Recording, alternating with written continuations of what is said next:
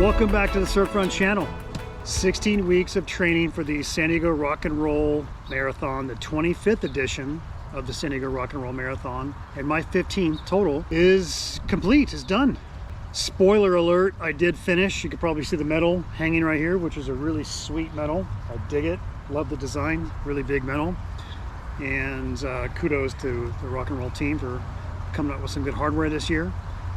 So yeah, I'm just going to kind of roll into this race recap, right? So if you've been following the channel, you probably already know that I took 16 weeks to train for and be ready for the San Diego Rock and Roll Marathon. There's a lot to be learned from those 16 weeks, as there's a lot to be learned from the race that I just did. Hopefully next year I can take what I learned this year, apply it, and run even better. I can tell you right now that next year's goal for the San Diego Marathon is my goal next year is the podium in my age group. So this year, if I ran 7 minutes faster, I would have made the podium. And I've been 4th and 5th in my age group a few times at the San Diego Marathon. This year I was 5th. My time was 3 hours and 15 minutes and 24 seconds. It's 5 minutes slower than last year, and then 10 minutes slower from the year before. Not my slowest marathon by any measure, so I'm actually pretty stoked on my 3:15 time, which is my B goal. A goal is 3:10, B goal 3:15, C goal 3:20, landing right in the middle. Next year when I run this marathon, when I run the San Diego Marathon, it's gonna be one of two things. I'm either gonna break through or I'm gonna blow up. The only way to break through is to go hard, and if that means blowing up, then so be it. At least I gave it a shot. So anyways, that's next year's. Next year's goal would be to go 3 hours 5 minutes. That'll be probably enough for me to get on the podium. If you've seen the previous video, then you will see, some footage of my race mile by mile. I'm not going to do that. I'll go through my fuel and how that worked out. I'll go through my pacing strategy and how that worked out. I'll probably touch on what I did the day before, how that worked out during my race, and then any kind of recovery. And then I'll probably wrap this episode up with, well, what's next on the Surfrun channel. Welcome back to the Surfrun channel. I'm shooting this video from the office today on my bike. It's kind of my recovery from the marathon, is to do less impact, but try and keep the fitness level maintained in these 2 weeks after the San Diego Rock and Roll Marathon 2023. Just doing a short ride today on a beautiful day. Sun's finally out. Feels great. Actually recording this because I did not do a race recap. I published a video of the course, the sights and sounds of the course, but never did do a review, notes to self, on how things went. What went right, what went wrong, what I learned, what I know I should apply to my next marathon or race. I'm going to start off today talking about fuel. Overall, my fueling strategy was pretty good, pretty dialed in. I can honestly say I did not have issues with fuel, and that stems from preparing the day before, the morning of, and fuel on the course. I am not a sports nutritionist. Don't think you should take my advice necessarily on what to do for a race. Yeah, so pretty quickly, I'll go over what I did. The day before the race started out with some quick Geico depletes, which would be, I did a 3.5 mile run, and 1.5 miles of that was done in a sprint. Basically doing 3 by 800 meter sprints. The idea there is to go into glycodepletion, or deplete what I have in my system, I've done it a few races in the past. It seems to have worked. Plus, I love the turnover I get from doing those sprints. So again, the goal there was for total depletion of all the glycogen stores in my system. After that, the rest of the day included restoring that glycogen with a variety of things. Orange juice, oatmeal, bananas, Ensures, Cliff Bars, peanut butter and jelly sandwiches, apple juice. I'm sure I'm missing something there, but again, the rest of the day completely every hour and a half or so getting something in the system, trying to top off my fuel before bedtime. That did include a delicious spaghetti with a very simple tomato sauce, a little basil, a light meal but definitely filling, with plenty of carbs, with some garlic bread. So that's the day before fueling strategy. Felt pretty good going to sleep. Woke up at 4:30 in the morning and instantly had 2 packets of oatmeal, sipping on water and Gatorade, then a banana. So yeah, the morning is just to get something. This is probably 2 hours before the race. Oh yeah, forgot to mention one of the most important parts: coffee. Flush the system. Before I left for the start line, which is about 40 minutes before the race, I took 3 blocks. Whew. I just went up a hill on my bike. I am out of shape with the bike. Holy cow. I got a long way to go. Anyways, I had half a sleeve of these guys. Clip blocks that are the salted watermelon, extra sodium. I don't take these on the course. I don't like to chew them. I don't really like having to chew on something while I'm running. But I do take these before my race. My pre-race involves half a sleeve of these guys. Delicious, packed with sodium. If I've ever had issues with fuel, it's because I'm dehydrated or don't have the electrolytes in me.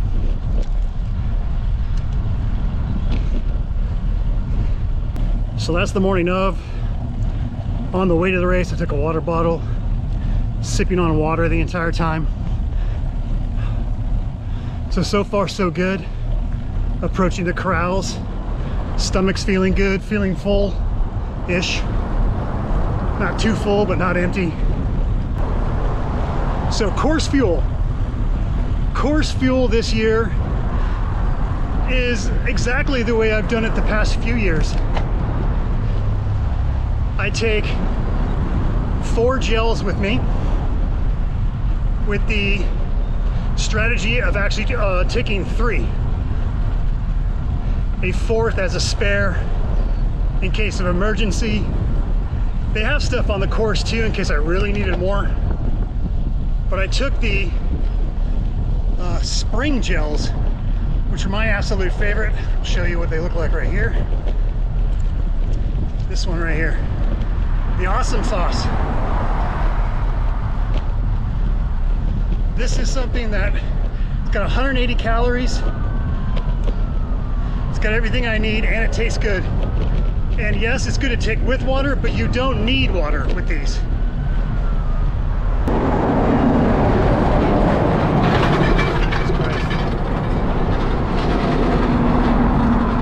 Yeah, so on-course nutrition included the 3 gels at mile 8, 13, and 16. I did not take a 4th gel in those later miles.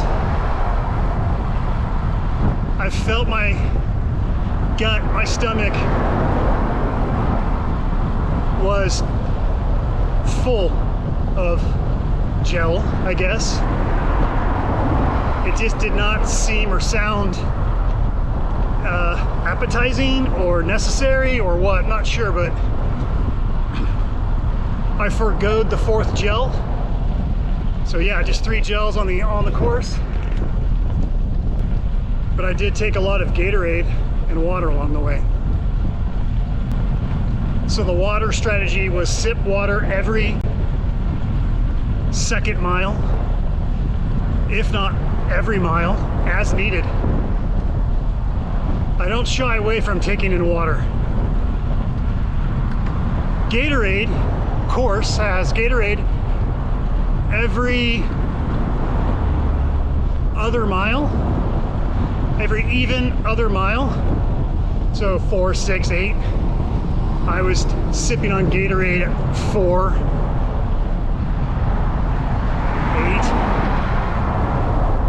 8. Getting little sips of Gatorade, getting that little extra electrolyte in there as needed. So yeah, I feel good about how I fueled for the race. Did not have any issues after the race. No GI issues, no stomach problems, no, dehydration. Fueling was spot on this year. Pacing was another thing. Hey, where are your bikes? Yeah, I didn't get the memo. Shoot. Maybe I should talk about my pacing strategy. Or lack thereof.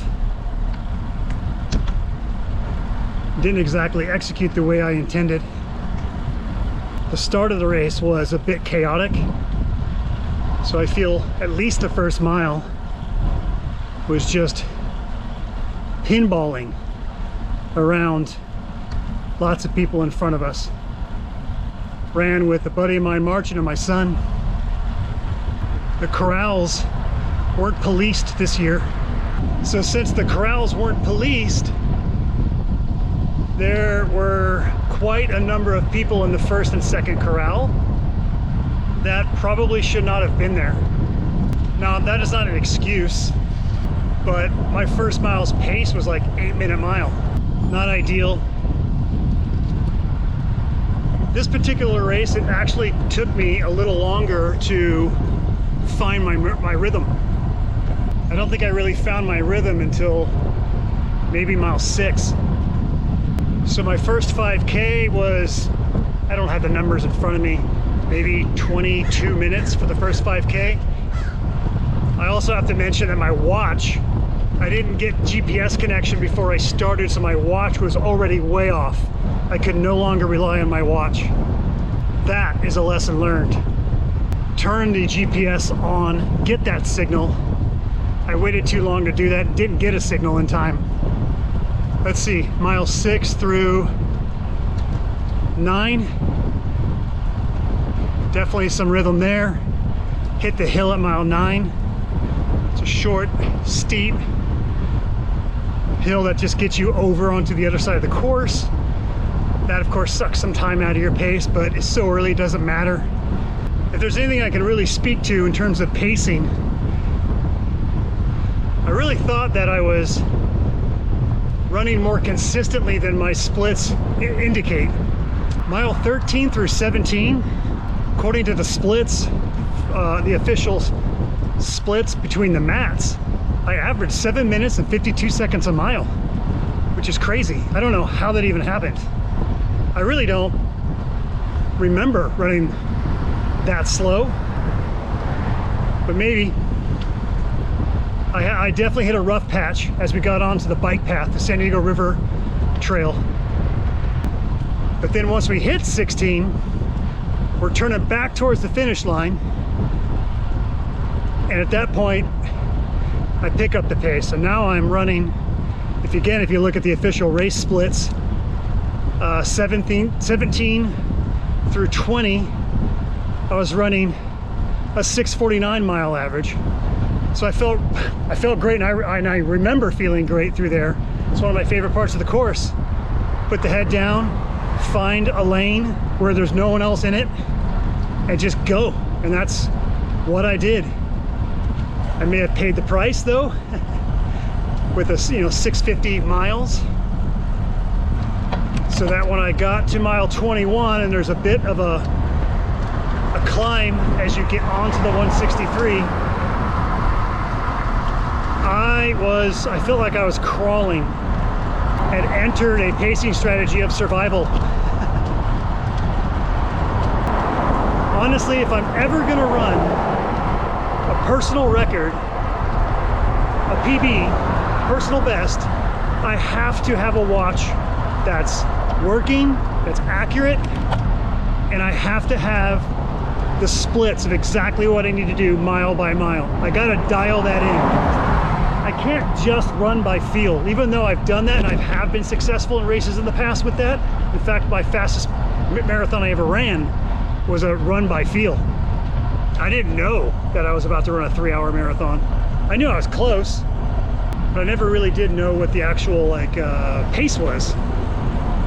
So yeah, then we get to the hill. Of course your pace is gonna drop by quite a bit. Ran some 9-minute miles going up the 163 hill. That's easily 30 seconds to maybe even a minute slower than I might otherwise do or have done in the past. I lost a lot of time in the second half of this race. I've never had such a lopsided split before. I've run this race and this course with nearly neutral splits, meaning the first half is the same time and pace as the second half. Because from mile 16 through 21, I go from I'm running 15 to 20 seconds per mile faster. This year was the opposite. The first half, I ran a 1 hour, 34 minute split, 13.1 miles in an hour and 34, which, as I mentioned, I had no idea what my time was. I don't recall them having clocks on the course. 132, and then maybe like a 134 to 138 on the second half. But I did a 134 and a 141. I still don't know how that happened. I don't think I've ever run a half marathon that slow. I need to edit that out because that's not true. I'm now thinking of all the much slower marathons I ran, like New York, where I bonked in the second half. Finished in 3 hours and 30 minutes. I ran a 131 the first half. So I guess that would technically be my slowest half split. What are the takeaways? Pacing takeaways. 1, I should have a better plan. 2, I should have accurate measurements of where I'm at in terms of time on the course and pace on the course. 3, I should have been further up in the corral, not back of the pack of corral 2, but near the front even of corral 1. I run better with less people, and I run better with faster people.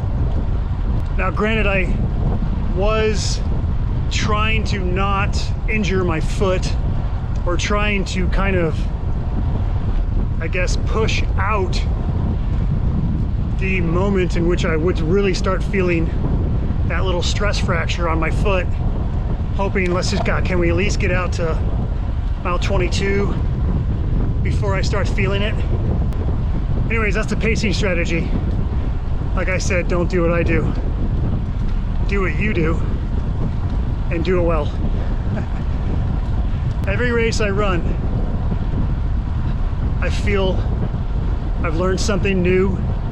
I certainly have experienced something different and new. And if it's not new and it's familiar, then it just reaffirms what works and what doesn't work. There weren't too many things in this race that didn't work. It just wasn't my day. That's the reality of it. My finish time was 3 hours and 15 minutes. I averaged 7 minutes and 28 seconds a mile. 5th in my age group out of a couple hundred, and 138th place overall out of something like 4,400 runners. What this race does for me, it confirms if I properly set myself up, trained correctly, stayed injury-free. My goal next year is to be on the podium in my age group, a top 3 in my age group. I've been 4th a few times.